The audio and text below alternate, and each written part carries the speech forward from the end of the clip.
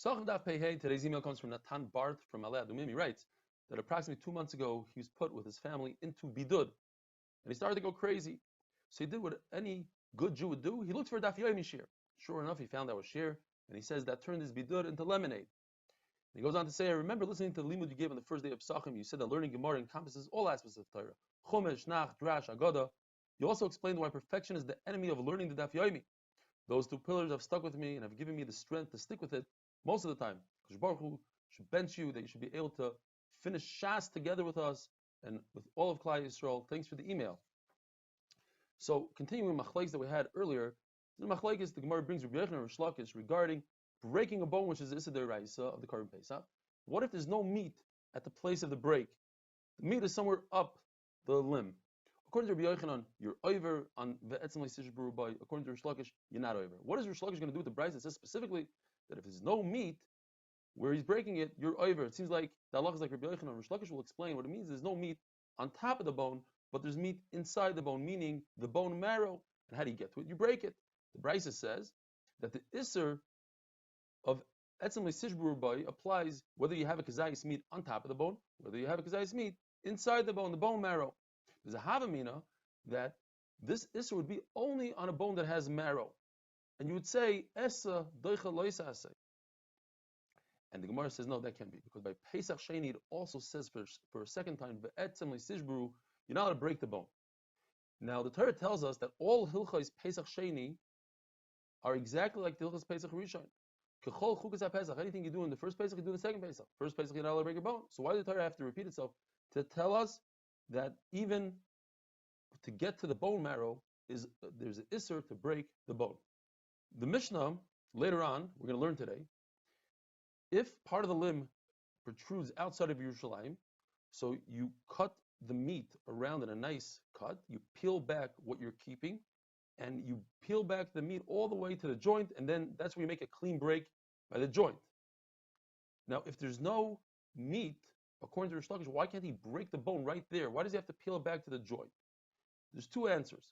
Abaye says because we're concerned of Paka, we're concerned that he's going to crack the bone, and that's also. Or we are concerned, according to Ravina, we're talking about the thigh bone. In other words, there's a lot of marrow inside the bone, and that's why it's also to break it there, because it's considered that there's meat right there. Nu halacha. If the kohen has a machshavas pigul, he thinks in his mind that he's going to eat this korban outside of its allotted time, or this korban was left over past its allotted time, and you touch that meat, the hands of the kohen become tamei. So machlokes Rav Nachman and Rav Chizda, one says, is because we're concerned that kohanim will try to get back at the Yisraelim. Let's say he had some sort of fight with someone, he'll passel his korban in his mind. He'll say, oops, I made a mistake, your korban is pigul, and then that will force Yisrael to spend more money to get another korban. So he said, in order to stop that, we'll make his hands tamei. Ooh, his hands are tamei, now he won't do that. Or the issue is, by noisar, that is, that's the reason for pigul. By noisar, the reason is that we're concerned that a kohen will be lazy, or even Yisrael will be lazy, won't finish up his korban. So he said, you know what? If you don't finish it up and you touch it, your hands become tamei, and that will prevent him from leaving it over. One of the 2, Rav Nachman and Rav Chizda, holds the shear in order for hands to become tamei is a kazayis amid. That's the shear of the isser of noisar, and pigul is 1 kazayis. Or another one says it's the shear of kibeitza. That's the shear how much it takes for food to be mitama other food. What about a korban meat that was yaitze, went out of its allotted space? So according to everybody, a korban Pesach, there's no tumas yadayim. Why? Because we're talking about reason. People are very careful. There's a lot of people in every group, and each person will remind the other person, hey, you cannot let this korban out. But by kachim, by regular korban, is yaitze. Mitami yadayim or not? Teiku. We don't know. So, as we mentioned before, the limb that protrudes outside of the mechitza of Yerushalayim, you cut it. Well, if yaitze is tamei, why doesn't the part that leaves Yerushalayim, which is touching the part that's inside of Yerushalayim, then the entire korban should become tamei? The answer is because that's called tumas beis hastarim. It's hidden. The tumah is touching where the 2 pieces of the korban meet, but you don't see that place. That's inside, and that's not metama. But according to Ravina, that says that we don't have tumas beis hastarim by food because you cut food in different places, it's not considered. So you have to say that we're talking about that there's less than a kazayis or less than a kibetza. If a person takes a Korban Pesach from his group to another group, which is also in your over and a lois asay, but it's not considered taking out of Yerushalayim. It's a different type of taking out. It's not one that's metama. The pasuk says loisaitzim in abayis min abatzar chutza. Chutza means outside of where you're eating. So if you remove it from your group to another group, you're over Issa Deraisa. And Rabami says that it's similar to Haitzah of Shabbos. Just like when you take something out on Shabbos to Rosh Hashanah, there's an akira. You lift something off the ground, and there's anacha. You place it down somewhere. So too, when it comes to Haitzah of a Korban Pesach from one group to the other, you have to lift it up and put it down.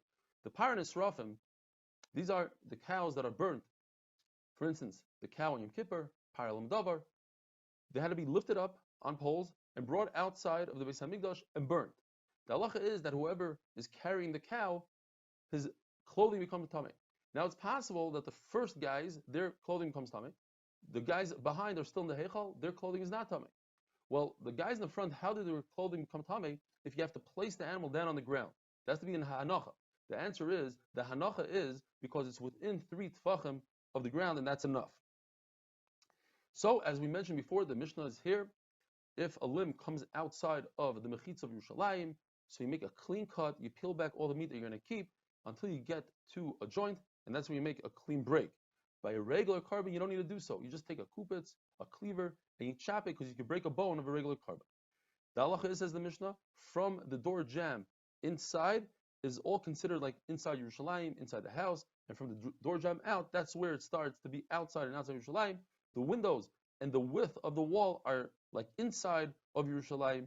Rav says when it comes to davening and being mitzvah somebody to a minyan, if the person is standing within the door jamb, he's part of the minyan. Reb Shua ben Levi says when it comes to minyan, Hakadosh Baruch Hu knows everything. Even if there's a mechitza shel barzel, a metal wall, you're still mitzvah. The gates of the Azara have kedusha, but not the gates of Yerushalayim, because that gives us a place for the mitzvah who has to leave all the camps. He could hide from the rain and the sun.